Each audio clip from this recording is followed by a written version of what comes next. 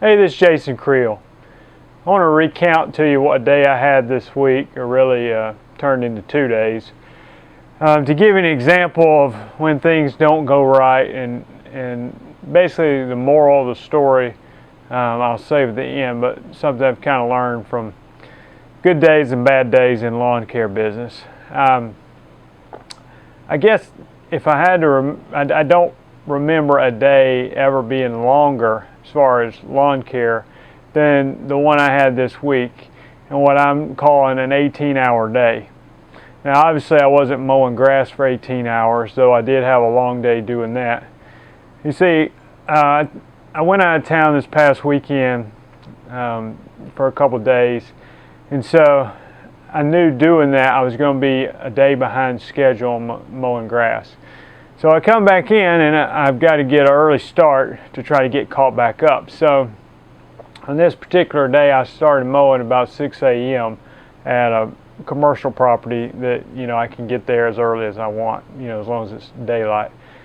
And it went through my regular schedule for that day, trying to get caught up. And at the end of the day, I was meeting up with my father-in-law, had a property he wanted to go cut. So I told him, I said, hey, I've got all my equipment loaded up, why don't you just ride with me?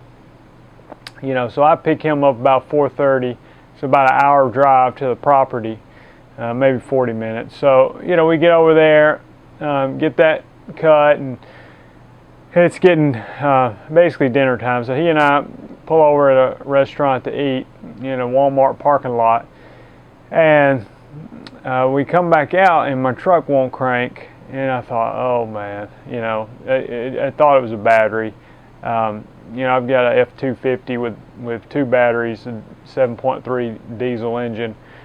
And so I thought, man, this isn't good, you know. So I'm 40 minutes away from home and dead truck, and got all my lawn equipment here in a Walmart parking lot. So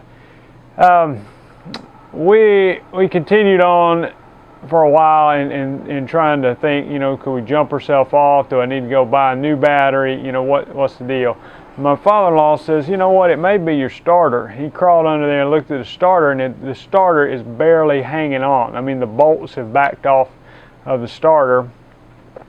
And he said, I believe it's your starter, you know. Well, we kept, you know, turning the key and playing with it, and we still were kind of couldn't decide if it was the starter or the battery. So after a while we decided, you know what, I'm going to go over here to Walmart and see if they have a battery big enough for this truck. You know, I said, you know, I was looking to get a battery or some jumper cables, because we had someone come by to jump us off, and that didn't work. So we'd come to the conclusion we needed 2 cars to jump us off, hook one up to each battery. Anyway, this is where I made a mistake, and so I just leave the keys in ignition while we keep kind of trying to crank the car.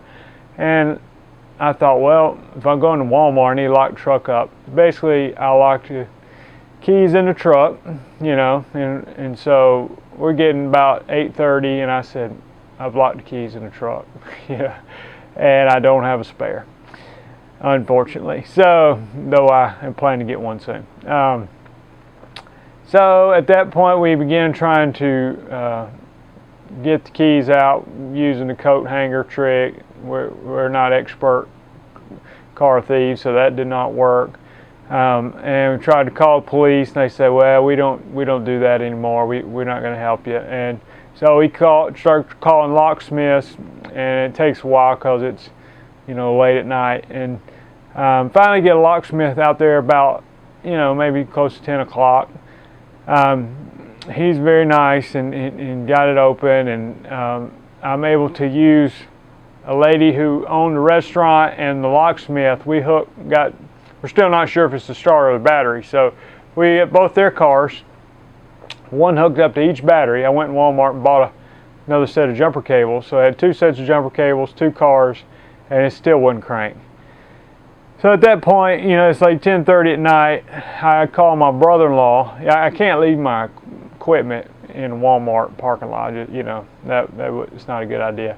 So I call my brother-in-law. He comes and gets us. Like I said, probably 40-minute drive. hooks the lawn equipment up to his vehicle, drives it back. I get home about midnight. So from 6 a.m. to midnight, it's an 18-hour day. And, you know, the point is, the next morning we drove back over there, figured out that it is the starter. We go buy a starter, try to hook the starter up.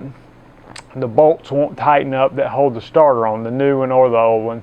And so we got it to crank one time. I drove it home. I'm way behind on my lawn cutting, so I go to a customer's house, turn it off, mow the yard, get back in it, won't crank again.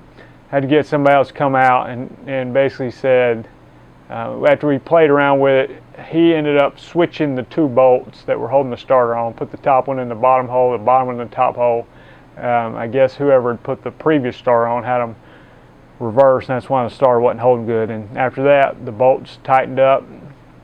It's cranking like a champ. So anyway, turned into 2 long days where, and the point is, you have these long days where it's not only long days, not only frustrating, but you're basically losing money. I mean, I did mow, you know, quite a number of yards the first day, but then when you go and you start shelling out money for starters, and that was with us putting it on ourselves, you know. So starter was $200 or something. So it wasn't terrible, but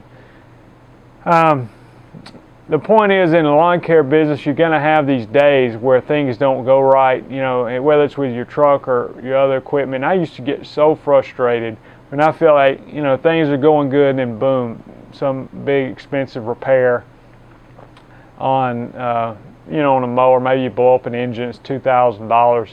And I would just get so down and think, you know, there goes all the money I made that week. I just blew it up on a motor. But the way I've come to look at it now is basically take the big picture view, and after doing my taxes each year, at the end of the year, for the most part, the repairs and all the, you know, bad things comes out to about the same number each year.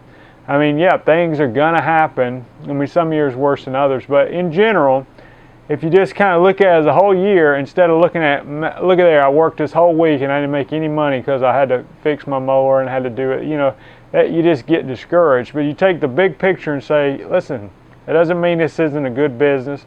It doesn't mean my business isn't making money. I just had a bad week. This tore up. It cost a lot of money. Next week, I'm back out there, you know, making up. And like I said, at the end of the year, when you look back, you know, your repairs and all that is just a reasonable figure like it is every year. I mean, at least for me. I'm not saying you can't have a horrible year where it just seems like nothing goes right, but in general, at the end of the year, still making money. So I try not to overreact when you have a bad day. So anyway, just I hope that's, I just know it's discouraging. I was discouraged this week when that happened, and I'm thinking, man, I'm not only behind on my yard, I got customers calling me, which I hate. You know, I hate getting behind. I hate when the customer calls and say, hey, why didn't you come mow my grass? You usually come on Wednesday and it's Thursday. You know, I hate that. So, and they understand if you know, tell them what's going on. But so that's the point. Some days are bad, some days are good. Hope that helps. Thanks.